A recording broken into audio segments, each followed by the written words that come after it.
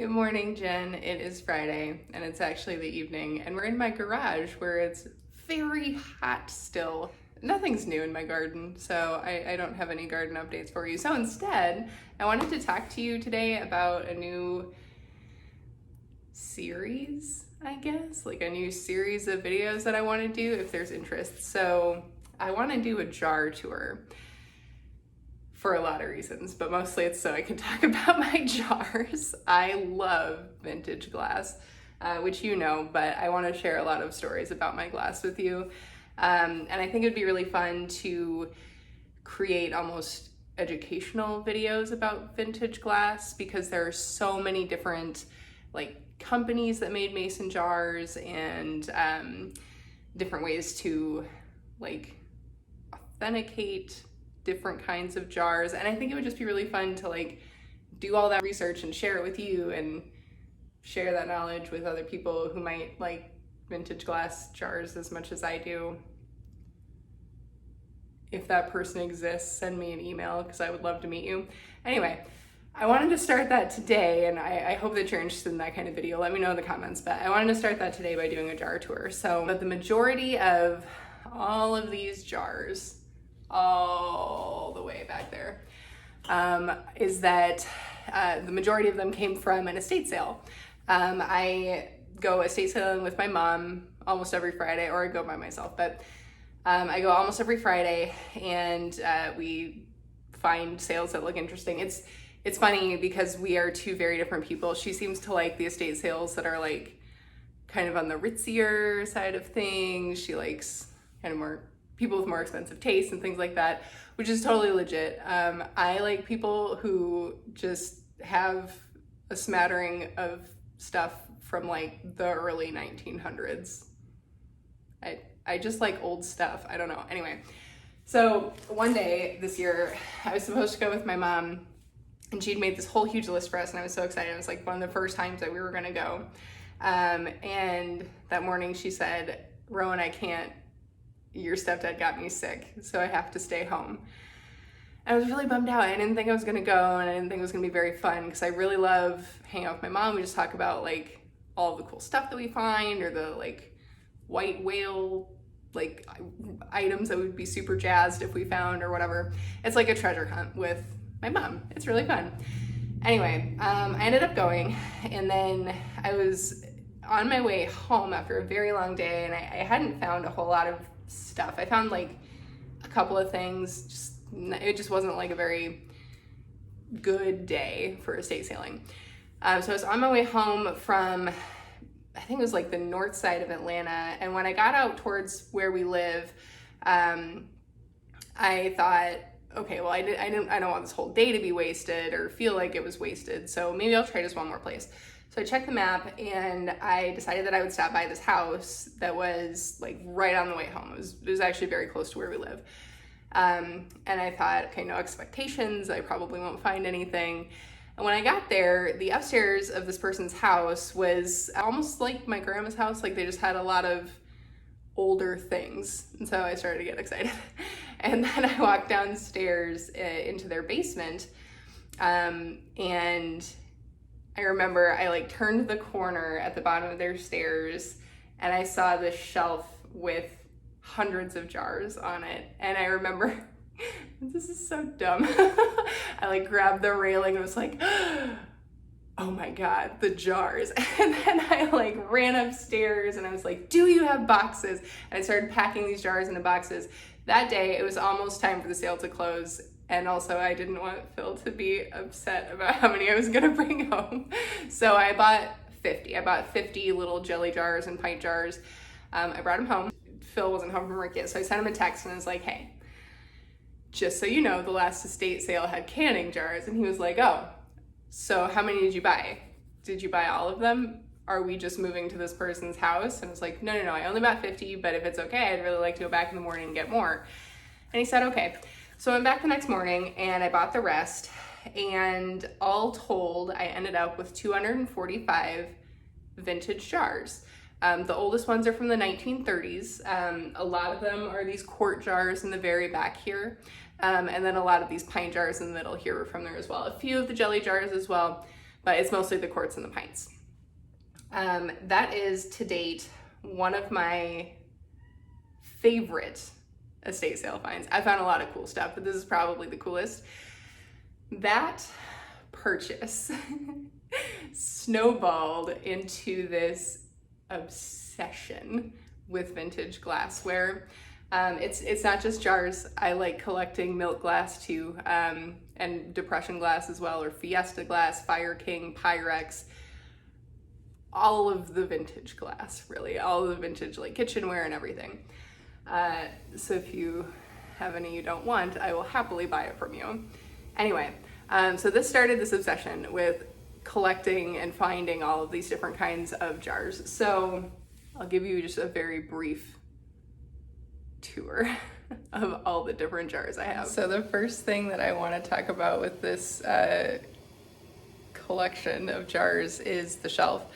I built this. It was my first big woodworking project that I did by myself, and I custom built it to fit these jars. I built it because of all the jars that I bought. So it goes all the way to this back wall in our garage, right up to the water heater. There is less than 1/4 inch of clearance. I'm pretty proud of that. All right, so let's start our jar tour. This is kind of difficult because I'm in the very back corner. All of these are quart jars. They are the size that I use the least. I really don't can in quart sizes very much.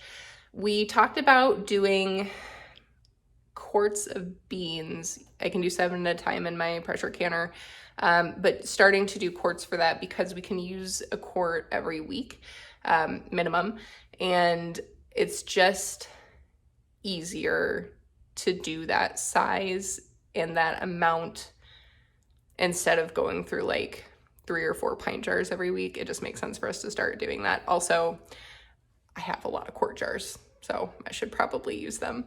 Anyway, I have a lot of different varieties here. So I have the Golden Harvest, which I am actually sending some of those to you. I have a ton of different designs for ball mason jars. There are perfect masons, regular masons, made in the USA masons. There's vintage and new, and it's a lot. And then down here, down at the very bottom, this is kind of my miscellaneous company made shelf of quart jars. I've got curr or curr. I actually don't know. I think it's curr, Kerr. I don't know. Tell me in the comments. I also have some Hazel Atlas down here, even more ball jars. Just a very popular company, obviously. It's, you know, what most of us know and love and use today. And then I have some Knox jars, and I'm pretty sure I have some more down there. I haven't used them in a while, so I don't remember. And then I also down here in the second shelf over have even more Hazel Atlas jars. I love these jars. They are so pretty. So in the middle, this again is the quart jars, but as we go up, it's pints. So here on this shelf, I have the ones that I would say I use the most. It's all ball mason jars. Up here, I know it's a little weird to see this like empty swath of shelf when up here I have some that are double stacked. I just took down the Golden Harvest jars that I'm sending you. We should probably just meet in the middle or something, because I don't think that shipping you 24 jars is probably going to go very well. We'll see. Let me know what you want to do. Either way is totally fine with me. Anyway, these are Golden Harvest jars. We'll talk more in a different video about why I actually don't like them and why I'm kind of filtering them out of my jar stock. Educational. And then up here we have even more Golden Harvest jars, some more Kerr jars, and a few Alice Mason pint jars, which are so cute. I love them very much. And then there's a few other designs too. And this is the last shelf, one of my favorites, probably my absolute favorite. So up here at the top, I have some antique and very vintage, like nearly antique, teal ball mason jars. These are absolutely gorgeous and I love them. Some more Alice Mason jars, and those are a 1/2 gallon size. And then over here, I have the 1/4 pint size. So I actually have not used those yet. I thought about turning them into candles. I don't need another hobby though, so that's probably not a great idea. And then, yeah, I just haven't like had a use for them. So I'll probably use them for making condiments. If that is something that I get into, knowing me, I will probably get into doing yet another thing. So and then this size is jelly jars. So I am always purchasing this size whenever I see it at estate sales because it's the size that I give away. I don't really make things in the other sizes of jars that are things that people would want, basically. Like nobody wants a quart of beans, probably not. Anyway, people want things like jelly and jam and small amounts of pickled things, and I give these jars away very frequently. A lot of folks, of course, give them back, but sometimes they don't, so I'm just always replenishing my stock. I have a lot of newer ones, as well as vintage ones. The vintage ones I adore. I have quilted crystal ones and curr, self-sealing half pint jars. They're adorable. I love them. They're very like sleek. It's a very sleek design that I'll show you in a future video. So then down here is wide mouth pint jars. This is where you and I differ. So I know that you love to can in wide mouth jars. I never have before. However, this year I think that's going to change because we have a lot of things that are able to be pickled, like okra and peppers and everything else that we're growing basically. And last year when I made pickles, like pickled cucumbers, I did it in the regular mouth jars and it was the worst. It was difficult to get them to stack in correctly or lay next to each other the right way. So this year I'm hoping to use wide mouth jars. If I love it, I'm going to purchase some more. These ones I will probably buy new. A lot of the wide mouth jar designs weren't popular during the era for which I usually buy my vintage glass from. Does that make sense? Wide mouth jars are newer than regular mouth jars, so I don't usually find them at estate sales. Okay, so I'm probably gonna buy some more of these if I enjoy canning in them. If not, I guess I have some drinking glasses. We'll see. So down here, the last shelf, I know I've said it like a dozen times already, but I just really love these jars. So this section down here is half gallon Alice Mason. We got some jars from the 50s to the 70s, more antique and vintage ball jars. This is a Canada Crown jar. I love it. That's a company that's not super popular here. This jar is an Alice Easy Seal. It's the first Alice Easy Seal I ever saw, and I love it. It's so pretty. And then just some more of the antique teal ball jars. I also have a lot of the antique lids as well, the zinc single piece lids that have milk glass in them, and I'll show you those as well. So those are all my jars. The reason that I wanted to show them all to you is because, I don't know, they're just so special. I think that every thing has a story to tell, and I think that the longer something has been around, or the more like things that that item has seen or been through or survived through, the richer its history and the richer its story. And glassware for canning is one of the coolest mediums that I've found through which a story can be told. That sounds probably very crazy, but hear me out.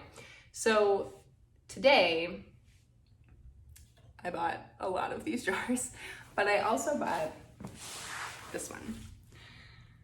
So this is very tough to read. It says pear mincemeat. It's a Atlas Mason jar.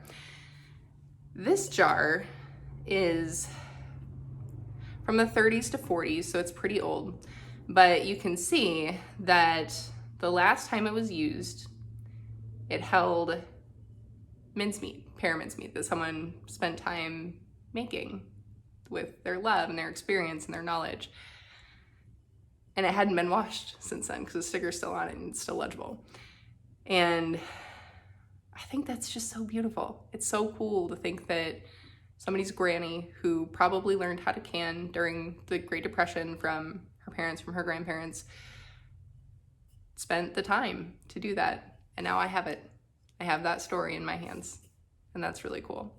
So I want to share more stories about my jars with you, but I also want to make this fun and educational. So if you ever, come across a jar and you have questions about it, I hope that I can be a resource for you, because I want to share things like how to know that your Hazel Atlas glass is genuine, because there's actually a story about some that are not.